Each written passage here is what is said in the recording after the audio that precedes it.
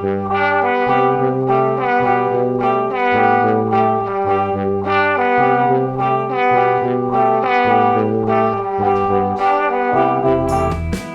Adhoc presents Change at Gordano, a comedy by Julia Lewis.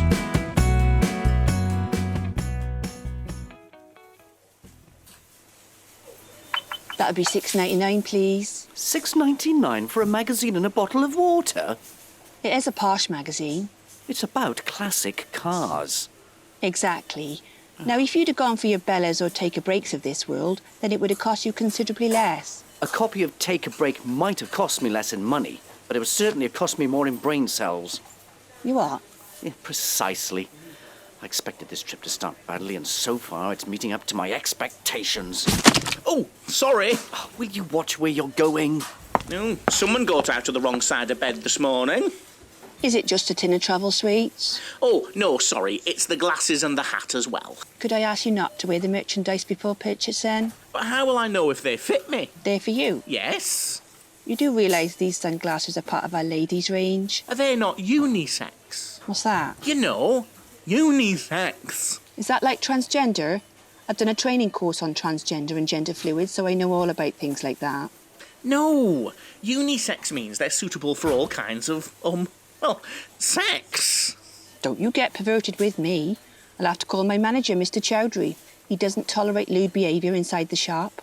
Does he tolerate it outside the shop, then? You are getting perverted, aren't you? Our Maureen was married to a pervert. She didn't realise until the wedding night when he asked her to dress up as Archbishop Desmond Tutu. I always knew there was something wrong with him. You could tell by the way he ate a curly-whirly. No, I wasn't getting perverted, honestly. I was just asking if these glasses were suitable for any type of sex. Oh, gender. Oh, what is the acceptable term these days? Now, I warn you, I know how to defend myself against perverts. I went on a 3-day accredited course in the use of pepper sprays, and I got a certificate that allows me to keep a spray under the desk in case of emergencies. Have you got one under the desk now? Well, no, because Sandra took it on Courtney's end night in case we got molested in Bristol, and she let it off in the kebab shop when the bloke asked if she wanted gherkins. She didn't hear him right. The police saw the funny side of it, though. Did they? Not really. She's doing community service in a surgical appliance factory. Look, can I just pay for my things and go, please? That'll be £22.50, please. Thank you. Pervert.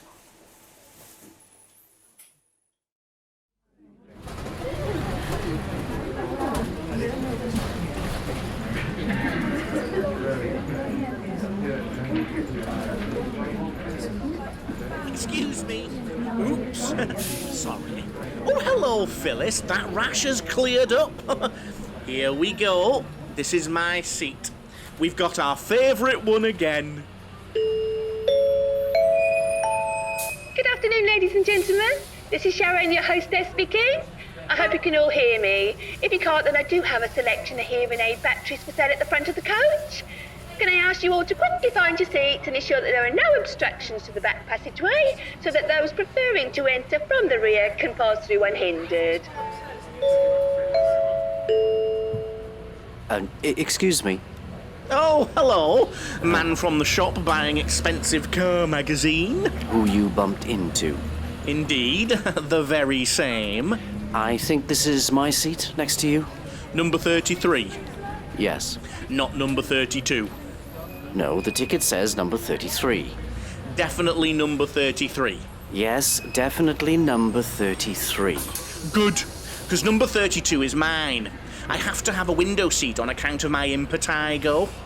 Impetigo? No, I don't mean impetigo, do I? What do I mean? Oh, you know, it's like dizziness. Vertigo. That's it. Why don't you sit down? I'll just pop my bag in the locker first. Are you putting it in the overhead locker? Yes. You're definitely putting it up there. Well, it appears I am. Are you sure you want to put that up there? I think so. Really sure? Look, is there a problem with that? Oh, it's okay. I'm only joking with you. That's what I'm like, see? Mother always used to say I'd be telling jokes at her funeral. And I were. And to be fair, they went down quite well, apart from the one about the nun and the Satsuma. How was I to know that Catholic priests don't have a sense of humour? The name's Terry. Looks like we're going to be coach trip pals. Karl. So do we have to stay in our ticketed seats for the entire week, or can we, swap about? Oh dear. We have a coach trip virgin here, ladies and gentlemen. Yes, Karl, your ticket does indeed signify your location for the whole trip.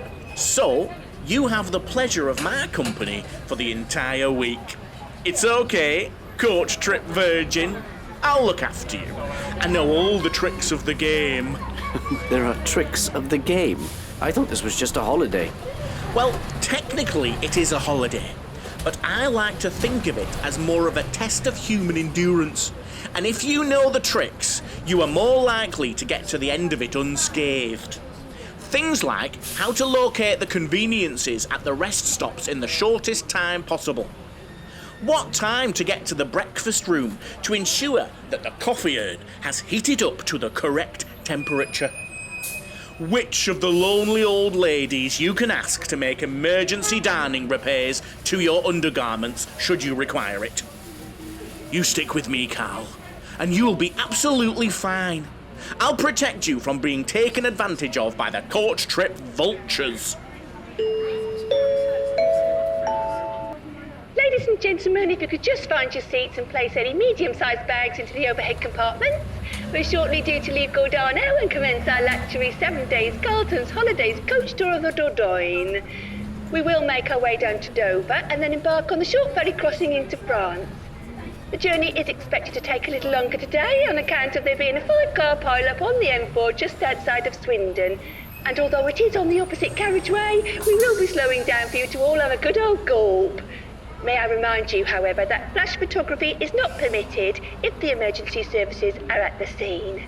We don't want another fiasco like last year's trip to the Dutch Bulb Fields, although I am assured that the little boy involved has now regained use of both arms. So for now, sit back and enjoy your journey in air-conditioned luxury on this Carlton's Holidays coach tour of the Dordogne.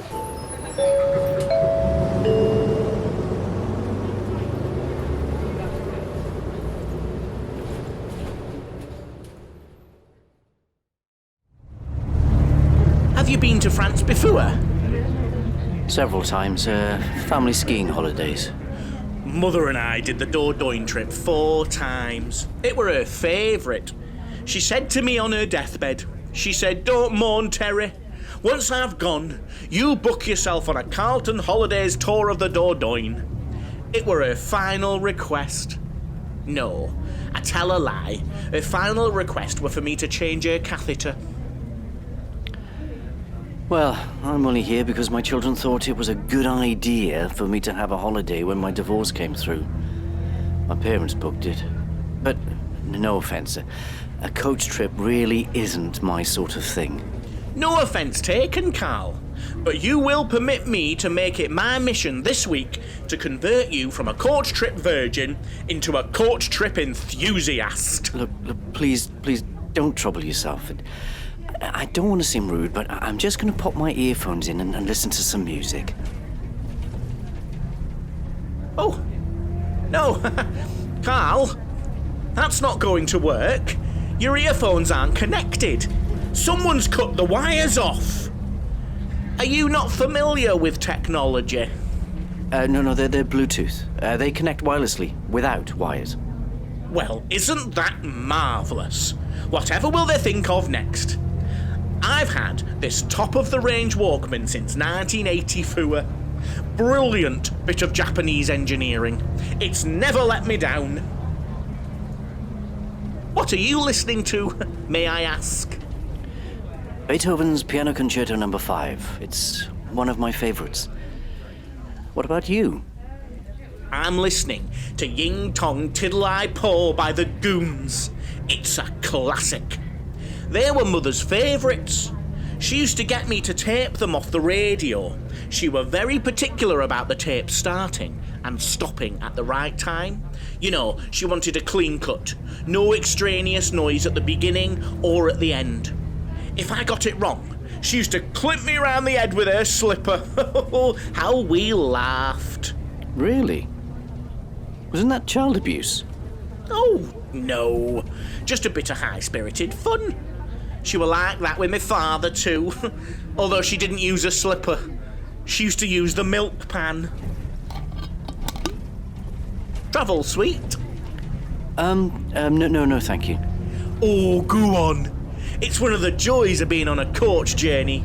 Buying your little tin of sweeties at Gordano services. To be honest with you, I don't normally like boiled sweets. But when they're in a special tin and called travel sweets, well, oh, they make my holiday. Really? So, do all the transfers always take place at Gordano? Always have done and always will do, my little coach trip virgin. It's a tradition. Doesn't matter where you come from in the UK, you always change at Gordano. Oh, oops, wrong sweetie tin. I'll just get the other one. There we go. Oh, hark at me wittering on though. You're probably not used to the merry banter of the highways, you being a coach trip virgin. Look, will you please stop referring to me as a coach trip virgin? Like, I wouldn't have chosen to come on this holiday, but my parents thought it would be a good idea, so I'm here. And frankly, I just want to get through to the end of it. Look, I'm happy to keep it friendly, but you're not going to convert me into thinking that this is a good way to spend my precious annual leave. This is going to be my first and last coach trip. I'm sorry. Me and my big mouth. I just try to be friendly, but I go too far. Mother always said that. She always said, "You're too friendly by half, Terry Utterthwaite. You need to be a bit more aloof sometimes." But I've tried aloofness, and it doesn't suit me. I'm not a very aloofy person. It were the word virgin, weren't it? You didn't like me using the word virgin. Kerry, what's sex like? I beg your pardon? Sex. I make the assumption you've had it because you said you've got children. What's it like? Well, Only I've never had it, see? Look, I've only just met you. There was this girl I liked. Emily Baghurst, her name was. She lived opposite me, and if I craned my neck in a certain way, I could see straight into her bedroom from mine. I really wanted to ask her out, but she used to wear a gold ankle chain, and Mother said only mucky girls wore ankle chains. Mother said if I ever brought a mucky girl into the house, well, they'd be hell to pay. Really? She ended up marrying Timothy Wainwright.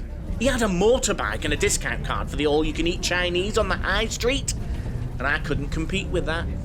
They moved away to Leicester with their 2 kids, and I stayed at home with Mother and her 2 cats. I almost died of a broken heart.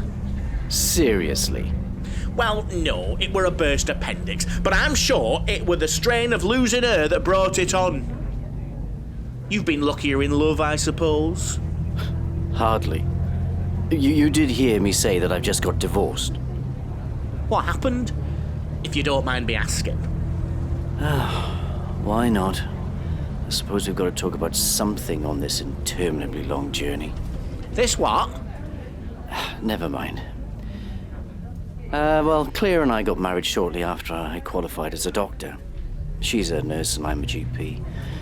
We have 2 children, Lewis and Francis, and I thought our lives were perfect. Then she ran off with a rectal surgeon she met at a conference. Ooh, that's a bummer. Is that supposed to be funny? Oh, no, sorry. See, that's what I do. I can't cope with serious conversation, so I have to make a joke. Well, maybe that's what's putting ladies off. You might be right. So, Is this holiday just to lift your spirits, or are you hoping to meet the next big love of your life? Well, bearing in mind the two of us appear to be the youngest holiday makers on this coach by a very long way, I don't think that's likely. Oh, some men like the older lady. She brings a certain experience and sophistication to a relationship. Well, the only thing this lot would bring to a relationship is support stockings and liniment. Besides, look, I'm more than happy being single at the moment. Are you? I wish I were. Now that Mother has died, I feel I need to move on with my life. And the first part of that will be to find a nice young woman. Oh, well, good for you. To be honest, she doesn't even have to be young. Well, youth is overrated. And I could manage one that wasn't nice either. So basically, you just want... A woman? Yes! I just want a woman. Do you know any desperate ones? Ladies and gentlemen, I have a quick update for you. The accident near Swindon has now been cleared, so we're back on schedule. However, one of our passengers does have a medical condition, which means we will need to stop at Cheveley Services so that she can change her bag. This gives the rest of us the opportunity to partake of light refreshments and make use of the excellent, well-maintained facilities.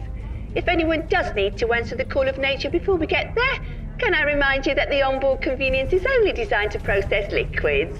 Any solids will need to be collected in the passenger's own receptacle and disposed of when we reach Cheveley. Thank you for your cooperation, and now sit back and enjoy the rest of your journey with Carlton's Holidays.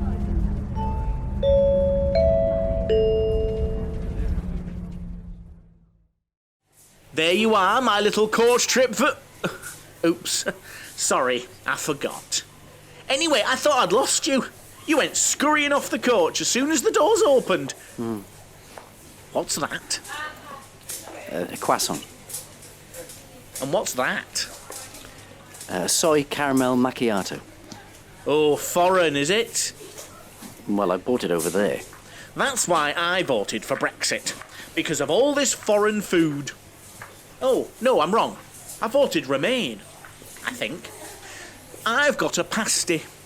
Yeah, I can see. And a plain old white coffee. You get them where you get the pasties. They're a lot cheaper than that floppy, frappy, whatever it is you've got there. Still a rip-off, though. Well, I like these. Mother could never be doing with fancy coffees. There's a surprise. She'd always take a flask if we went out for the day. And she'd make sandwiches. Woe betide that we should ever go into a cafe or a restaurant. Even if it were tipping down with rain, we would sit in the park and eat our sandwiches before we'd spend any money in a cafe. If she saw me buying this pasty from the shop, she'd have tanned my hide. Well, you can't stop me now, Mother. Mother always drank camp coffee. Oh, that awful liquid stuff in a bottle. That's it. And she drank it with powdered milk. I tried to sneak in a jar of instant coffee once. Well, you would have thought World War III had started. Oh, God, that were a funny day. Yeah, sounds like it. She used to say that camp coffee reminded her of the time after the war when she were a child. You know, with all the rationing and that. I would have thought that was a time she'd rather forget. Oh, no. She always told me that she were never happier than straight after the war. You see, she were a miserable woman. She always had been. But just after the war, everybody were miserable. And so she didn't seem so peculiar. Well, there is a perverse logic to that, I suppose. No, I don't think my mother were perverted. Oh, no. She were very straight-laced. She wouldn't even mix male and female undergarments in the same spin cycle. Right. Well, that's my coffee finished. I think I might take a trip around the gift shop. Your parents are nice, aren't they? Pardon? Your parents. They're nice. I mean, they sound nice, the way you talk about them. Well, I've only told you they bought me this holiday, then that's hardly counts as talking about them, but... Well, yes, no, they are nice. I think I might, So, is it hard being a doctor? I don't mean difficult, it's obviously difficult. That's why you have to train for so long. But is it hard? I'm not sure what you mean. Well, I expect you have to see some fairly gruesome things sometimes. How do you stop yourself getting upset all the time? Well, I'm a GP. I'm not a pathologist. Well, it's not that gruesome. Well, actually, it can be quite boring sometimes, but... Well, no, I suppose there are other things that could upset you. I mean, you know, we're given a very privileged position as GPs. Our patients tell us secrets they've never told anybody else. They let us see parts of their bodies they don't show anyone else. Sometimes we're there when they're born, and sometimes when they die. We get to share all of life's ups and downs with them. It's a remarkable position of trust, and I don't take it lightly. Sometimes you get very close to your patients, and it can be quite upsetting when something bad happens to them. So do you get to see lots of ladies' foo-foos? What? Oh, dear God. Don't ask me what they look like. Look, I'm not having another puerile adolescent conversation with you. Oh, see?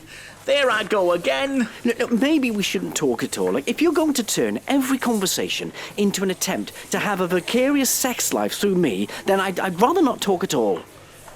Do you realise you use words that normal people don't understand? If you mean that you don't understand them, I can hardly think that counts as a representation of normal people. Oh, I'm sorry. Please don't stop talking to me. I really am interested in what you do. It must be wonderful to be able to help so many people. And you must be a really good person. I mean, to be that clever and decide that you want to help people instead of doing something like being a banker and just getting rich. Well, I wouldn't paint myself as a martyr. Well, you do earn a decent living as a GP, but, you're right. It's a lovely way to spend your working life. I mean, people come into the surgery and each one is like a mini detective story, you know? You have to piece together the clues to work out what's wrong and what you need to do to sort it out. And it does get frustrating, when you can't actually do much to make things better. I know exactly how you feel. Once, when I were in St. John's ambulance, I had to take a splinter out of Tommy Bradley's finger.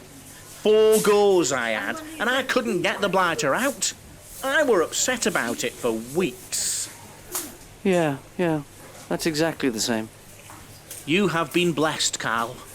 Nice parents, lovely kids, and you've had sex. Oh, look, can we stop going on about the sex thing?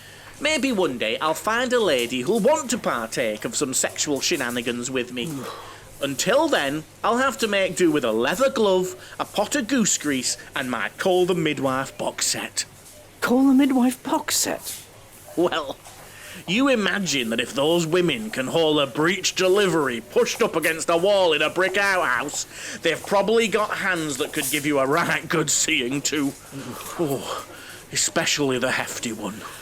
Oh, well, will you look at the time? We need to get back on the bus. Oh, and those starched aprons. It's enough to make a man. Oh, Karl, wait for me!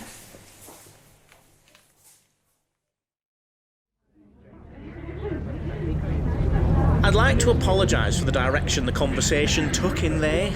I suppose I'm still adjusting to Mother not being here and censoring everything I say. Look, it's fine. There's no need to apologise. It takes time to get used to bereavement.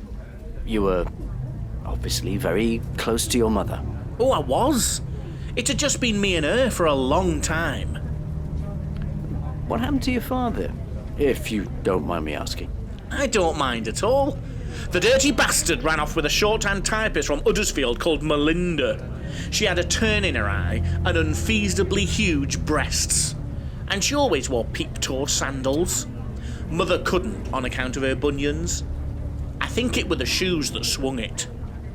As opposed to the huge breasts? Father wasn't really a breast man. More of a toes man, obviously. So, are you living on your own now? No, I live with Mr. Christmas. Mr. Christmas?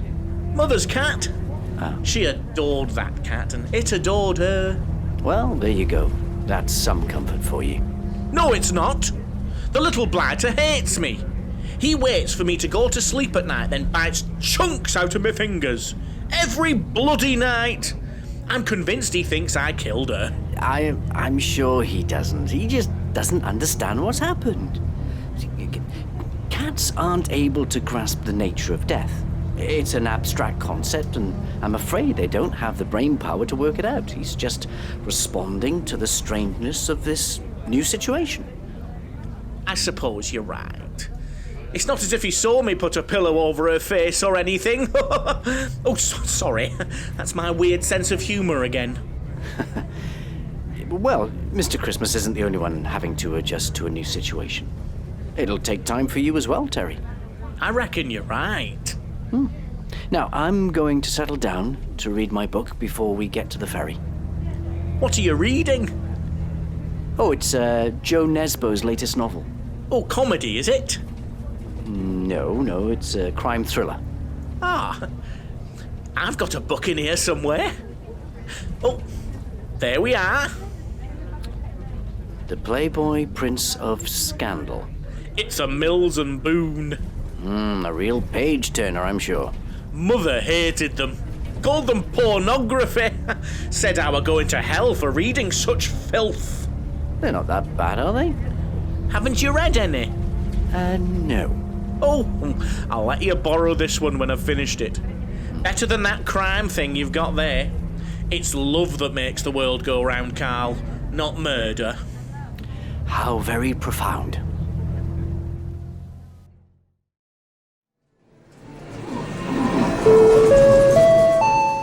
Ladies and gentlemen, welcome to this 1400 hours P&O cross-channel ferry departure from Dover and arriving in Calais at approximately 16:30 French time. We hope to make good headway once we have cleared the port and expect to meet moderately rough waters in the middle of the channel. If you do struggle with choppy seas, may I suggest you swallow a whole packet of your favorite seasickness pills now, if you've not already done so. For those with a more cast-iron stomach, I can heartily recommend the chef special in the restaurant today, tripe and onions Cajun style. You do realize the odds are stacked against you on those penny drop machines. You can't win. But that's the fun of it. That very small chance that I might win. Ooh, you mean you might win the grand total of 10 pence? Oh, relax, Karl. It's all part of the holiday fun. This is not fun. Do you know what I think, Karl? I think you won't allow yourself to have fun. It's almost as if you're punishing yourself for being a bad husband. Oh, so you're a psychiatrist now, and I was not a bad husband. Well, she didn't leave you for that arse doctor for no reason. Rectal surgeon. I've seen it all before. I had this friend once who was a hard-working doctor, and he was married to this wonderful nurse, midwife, she was, and he spent so much time working that she felt neglected. Friend? Yes?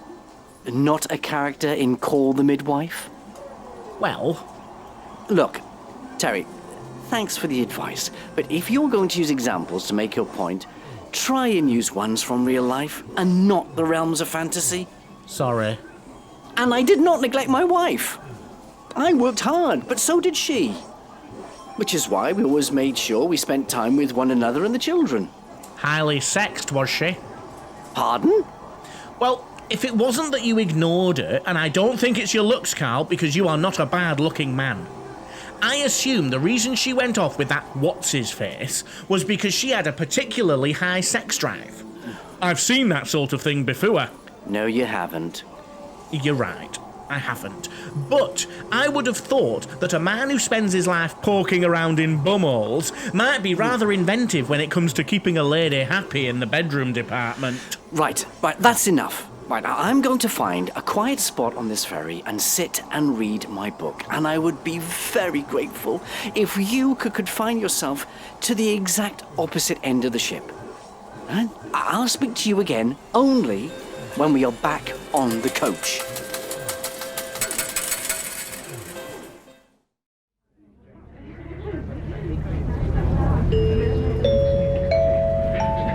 Bonjour, mesdames et messieurs, which means hello, ladies and gentlemen.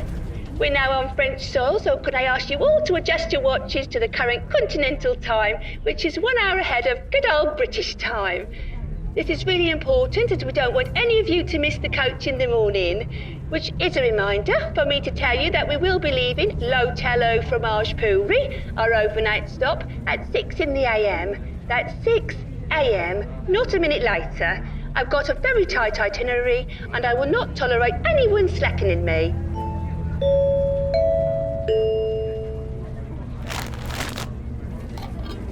Travel, sweetie? Oh, thank you. I'm sorry, Karl. My mouth just runs away with me. It's just that I've got the chance to talk to someone other than a bloody cat. Look, I appreciate that you're lonely, Terry, but that's no excuse to break all the rules of decent social interaction. I know. Even Mr. Christmas looks at me sometimes as if to say, "Will you please shut up?" I'm so sorry, Karl. Can we try again? Wipe the page clean. Turn over a new slate. Oh, all right then. It's taking a lot of getting used to. Being able to get up when I want, eat what I want, watch what TV channels I want. When Mother were alive, I always let her watch what she wanted to on TV. Well, that's a nice thing to do for someone who's old. You never had much of a choice with Mother. If you didn't let her have her own way, then she'd shout at you. She could keep that up for hours. I used to wonder where she got the energy from sometimes. Now, I hope you don't mind me asking, but did your mother have Alzheimer's? I mean, you see, sometimes people with dementia can get a bit frustrated with things and, well, because they can't communicate properly, they become verbally aggressive. Good grief, no. Mother had all her faculties right up until she died. And she were always verbally aggressive, as you put it. That woman could rant and rave at Olympic level. When I were a kid, it were Father who took the brunt of it. When he escaped, I were next in the firing line. Father used to say she had a bell on every tooth. Are you sure you won't have a travel suite? Positive. My mother is a fairly feisty character too. Feisty? Mother were more than feisty. Once I didn't peel the potatoes properly and she knocked me clean across the kitchen floor. She had an amazing left hook for an octogenarian. Terry, I don't want to sound disrespectful, but your mother sounds like she was a fairly unpleasant character. I know what you mean, Karl, but it were just her way. She didn't suffer fools gladly, and she always used to say I were the biggest fool the good Lord ever dumped into her life. Aye, she had a funny turn of phrase, did Mother.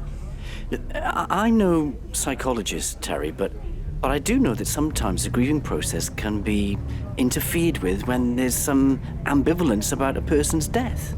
What do you mean? Well, if the person who dies is a close family member, like a parent, then we feel that we should be upset. But if they made our lives a misery, then part of us will be glad to see them go. It's those two opposing emotions that churn us up. I see what you mean. It's important to be true to your emotions. If your mother was a violent psychopath who was a nightmare to live with, then say that. It's okay to be relieved that someone has died. If that someone, made your life hell. I understand what you're saying, Karl, but I'm really not sure about whether I could be like that. Mother used to say to me, "You've only got one mother, so you've got to look after her." And that were generally just before she'd smack me across the legs with her walking stick.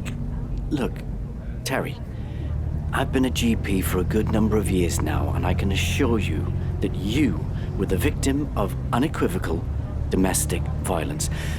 Feeling some sense of relief that perpetrator is no longer with us is totally understandable. You really think so? Because I've been agonising over this for weeks. I feel such a bad person sometimes. I don't think you've got anything to feel guilty about. Look, I'm really sorry to speak ill of the dead, but your mother sounds a complete nightmare. Thank you, Karl. You're the most understanding person I've ever met. And you're right, she were a nightmare, and it were a real struggle in the end.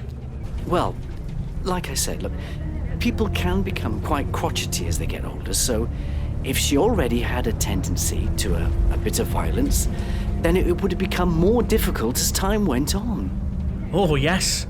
It were a real struggle for both of us. And you don't need to feel guilty about that.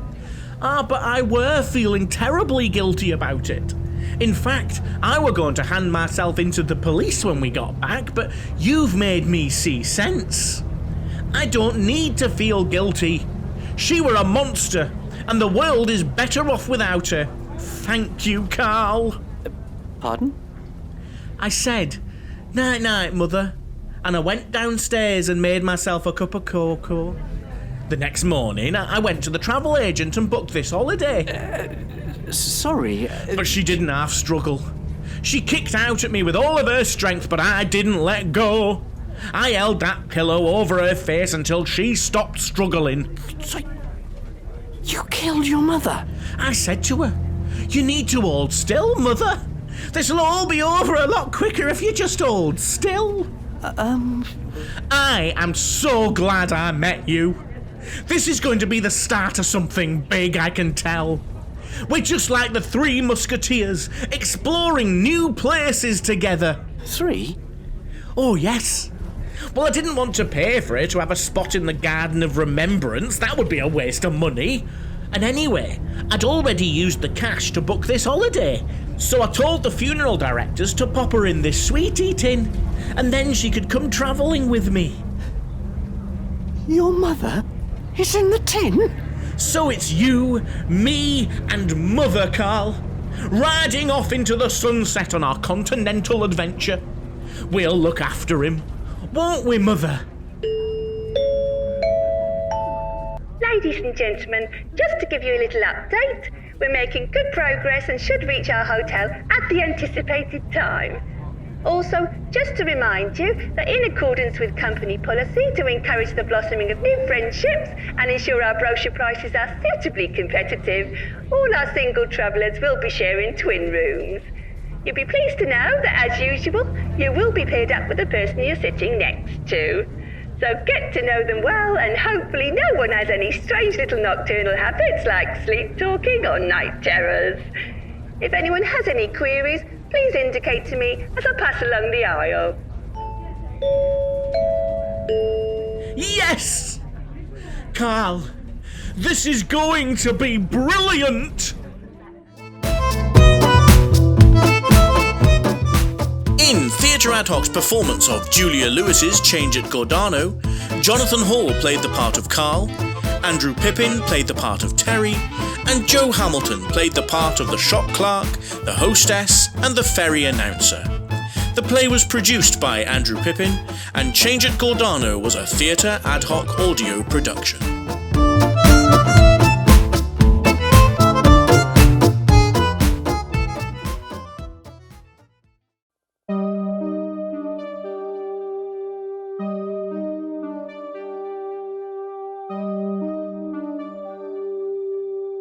Theatre Adhoc presents Go Now, a play by Lyndon House. A dinner party. It seemed like a good idea. But that was the night when everything changed. Don't you know the story? Hasn't Diana told you? It was about 100 years ago. This house wasn't here then, but another larger house stood on this same spot. Bloody hell!